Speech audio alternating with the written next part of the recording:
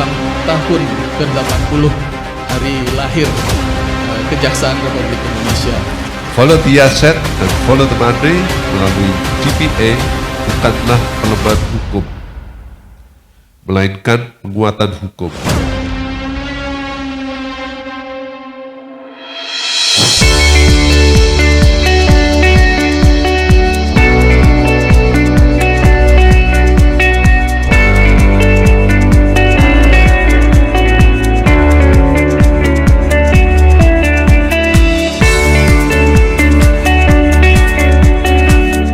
Citra baik Kejaksaan akan terus tumbuh, berkembang.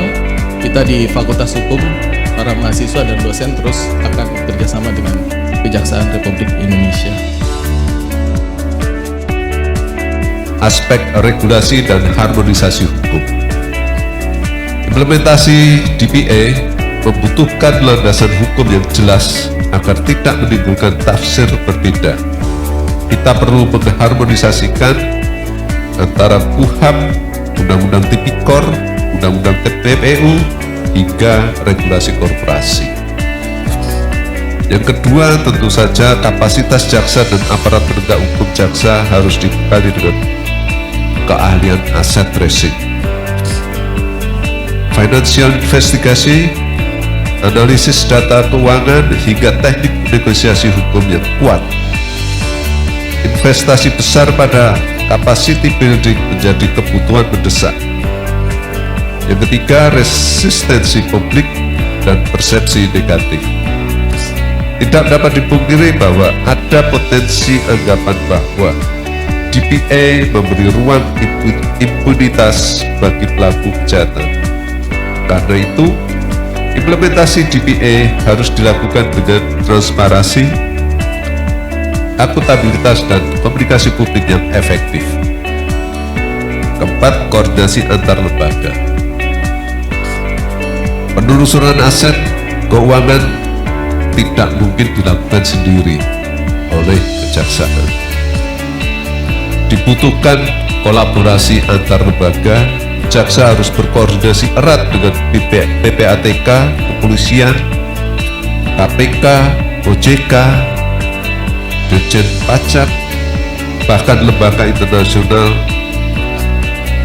Kolaborasi lintas batas yurisdiksi menjadi kunci suksesnya pelaksanaan DPA. Karena kita tahu kemajuan teknologi, mau tidak mau, suka tidak suka, kita sudah bisa dikatakan bebas dari keterikatan ruang dan waktu.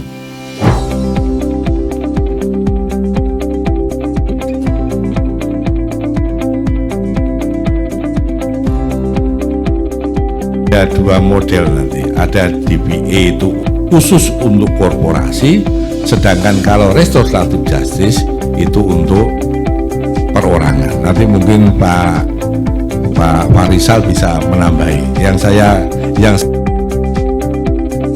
Dengan sebuah proses follow the money dan follow the asset dengan profesionalitas yang tinggi, yakin. Jadi aset-aset ini yakin ada kaitannya dengan suatu tindak pidana yang telah dilakukan. Ada fungsi magistrat. Nah, ini kemudian diadopsi di Undang-Undang 11 2021. Yang RPP kepegawaian jaksanya itu belum selesai sampai sekarang, Pak Hari ya. Jadi merumuskan jaksa adalah aparatur sipil negara dengan kekhususan.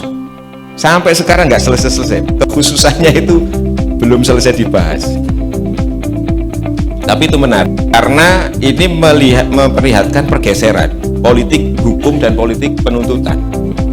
Kita ingin meletakkan kembali jaksa tidak hanya murni sebagai pegawai negeri sipil, tapi juga punya fungsi sebagai magistrat. Apa itu magistrat? Bahasa lainnya adalah judicial officer.